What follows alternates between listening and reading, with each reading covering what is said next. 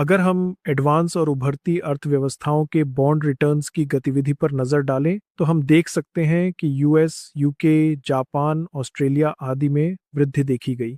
प्रमुख अर्थव्यवस्थाओं में बॉन्ड रिटर्न्स में आई तेजी के कारण जापान के 30 और 40 वर्ष अवधि वाले बॉन्ड्स में हुई बढ़ोतरी थी। जनवरी महीने में इनके रिटर्न्स लगभग 25 से 30 बेसिस पॉइंट तक बढ़ गए थे।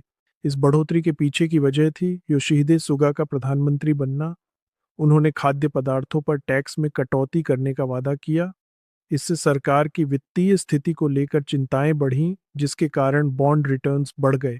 और चूंकि अभी भी बहुत से कैरी ट्रेड येन में किए जाते हैं, इसलिए जापान के बॉन्ड रिटर्न्स या मुद्रा में किसी भी तरह की बड़े बदलावों का दबाव अन्य एंकर मुद्राओं वाले देशों पर भी देखने को मिलता है। इसी वजह से हमने देखा कि जापान के अलावा अमेरिका और ब्रिटेन के बॉन्ड रिटर्न्स बढ़ गए हैं और ऑस्ट्रेलिया में आरबीआई अभी भी महंगाई को लेकर चिंतित है। ग्रोथ की स्थिति काफी अच्छी है और इसलिए उम्मीद की जा रही है कि आरबीआई आगे ब्याज दर और बढ़ा सकता है। यही वजह है कि ऑस्ट्रेलियाई बॉन्ड रिटर्न्स में भी बढ़ोतरी देखने को मिली। लेकिन अगर आप उभरते बाजारों को देखें तो वहां स्थिति मिली जुली रही है। कुछ उभरते देशों जैसे ब्राजील, मैक्सिको, चीन में पिछले महीने बॉन्ड रिटर्न्स में गिरावट देखी गई, क्योंकि ये देश अभी भी अच्छी ग्रोथ लेकिन कम महंगाई वाली स्थिति का लाभ उठा रहे हैं।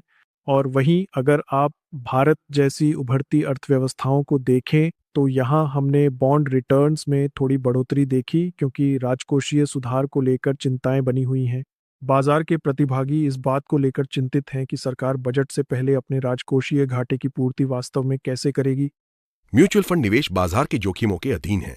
योजना से जुड़े सभी दस्तावेजों को ध्यान से पढ़ें।